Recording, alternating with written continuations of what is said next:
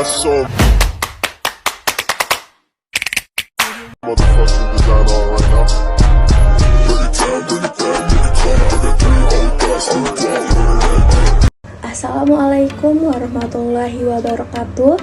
Yang terhormat kepada Ibu Anissa selaku dosen pengampu mata kuliah Manajemen Strategik dan teman-teman mahasiswa dan mahasiswi yang saya banggakan.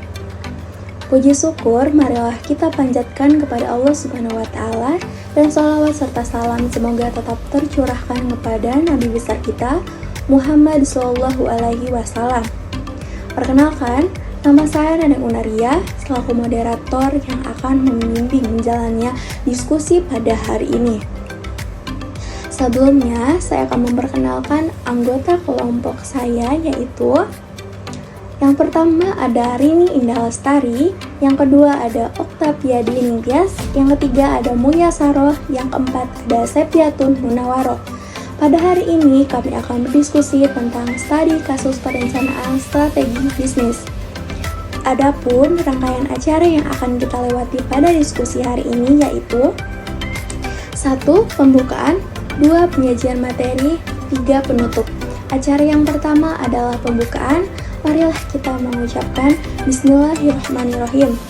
Selanjutnya penyajian materi. Penyaji materi yang pertama saya persilahkan.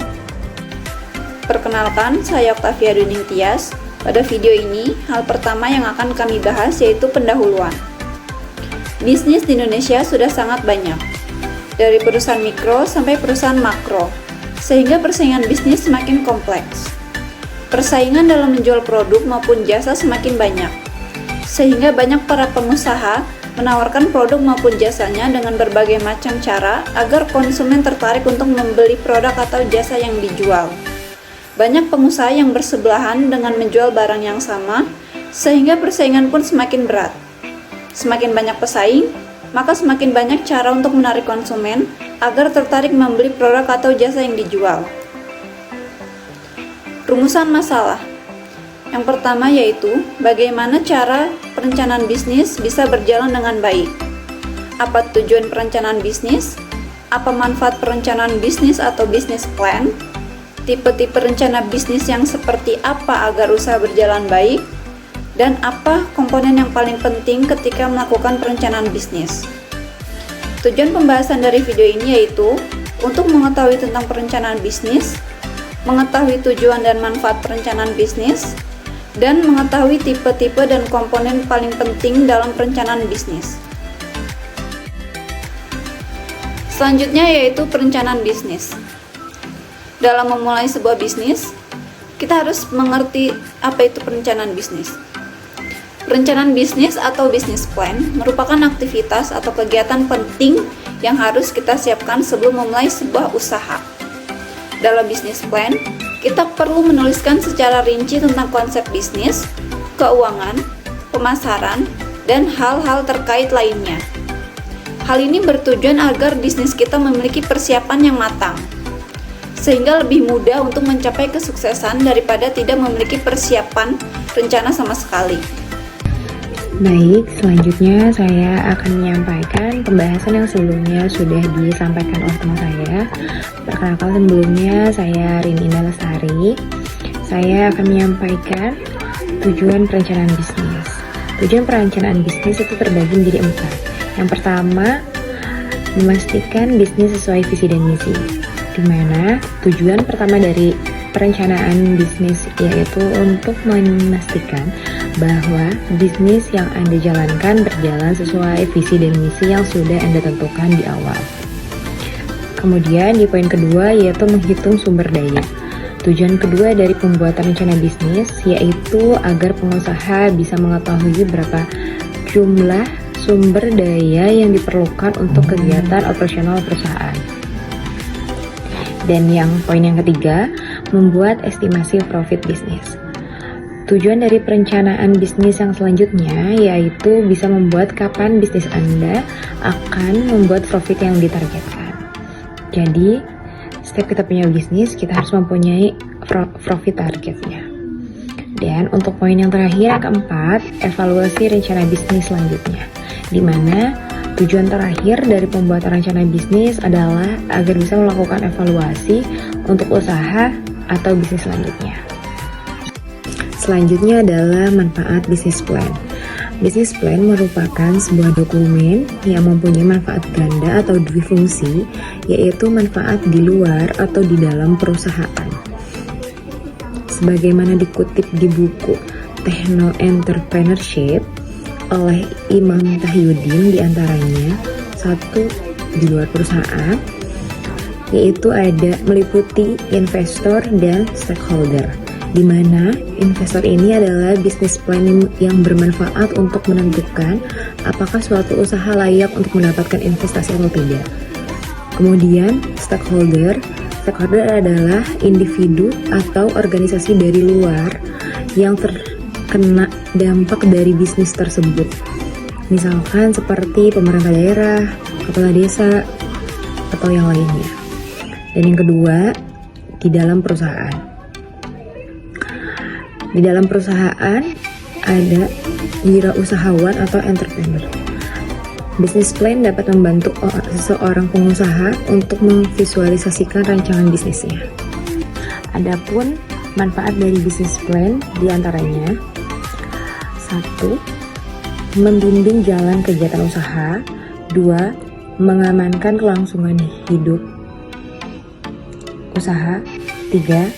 Mengembangkan kemampuan manajer di bidang usaha. 4. Sebagai pedoman bagi pemimpin perusahaan di dalam menjalankannya. Dan yang kelima, mengetahui apa-apa yang akan terjadi di dalam usaha. Keenam, sebagai alat berkomunikasi dalam usaha. Dan yang ketujuh, memperbesar peluang untuk mencapai keberhasilan usaha. Dan yang terakhir, yang kedelapan, sebagai pedoman di dalam pengawasan usaha. Baik, sebelumnya perkenalkan nama saya Maya Sarah. Saya akan membacakan slide selanjutnya. Tipe-tipe perencanaan bisnis. Yang pertama ada perencanaan operasional. Tipe rencana bisnis satu ini merupakan rencana bisnis yang dapat memberikan gambaran jelas tentang bagaimana sebuah perusahaan berjalan. Dan yang kedua ada perencanaan strategi. Tipe perencanaan ini juga krusial karena bisa menentukan keputusan untuk jangka panjang, seperti nilai-nilai perusahaan, visi-misi perusahaan, dan lain sebagainya. Dan yang ketiga ada perencanaan taktis. Tipe perencanaan taktis berguna untuk merealisasikan strategi usaha yang telah Anda rencanakan sebelumnya. Dan yang terakhir, perencanaan jangka panjang. Sebagaimana namanya, tipe perencanaan ini berguna untuk rencana usaha untuk jangka waktu yang lebih dari 1 tahun.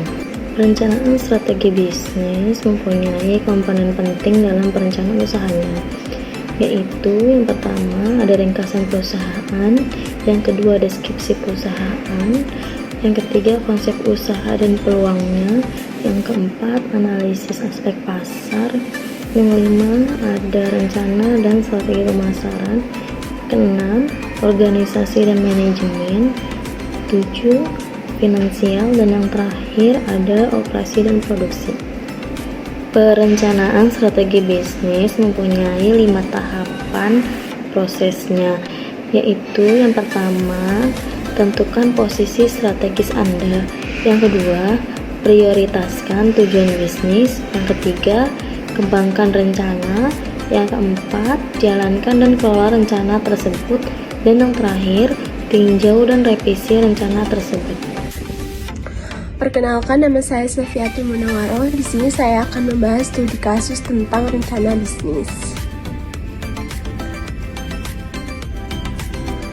Kami menyimpulkan bahwa banyak kendala yang ditemui baik dalam membuat bisnis plan maupun implementasinya.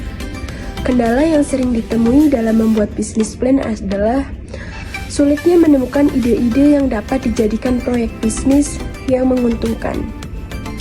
Kendala lahirnya ide-ide kreatif yang mempunyai nilai ekonomis ini banyak terjadi karena kita sendiri seringkali kurang menyadari bahwa ide adalah hasil proses alam bawah sadar sehingga ide tidak akan hadir berkali-kali. Di sisi lain, kita juga sering kurang peka terhadap lingkungan motivasi kita dan mudah menyerah ketika menghadapi tantangan. Padahal, ide-ide kreatif, inovatif, dan bernilai ekonomis justru sering lahir dari kepekaan kita terhadap lingkungan dan kemampuan kita berubah tentang menjadi peluang. Setelah kita mampu membuat bisnis plan, pun sering kali tidak bisa diimplementasikan. Alasan utama adalah kendala modal. Kadangkala modal tidak menjadi masalah, tetapi keberanian untuk memulai yang belum atau nyaris tidak ada. Banyak faktor yang menyebabkan semua ini terjadi.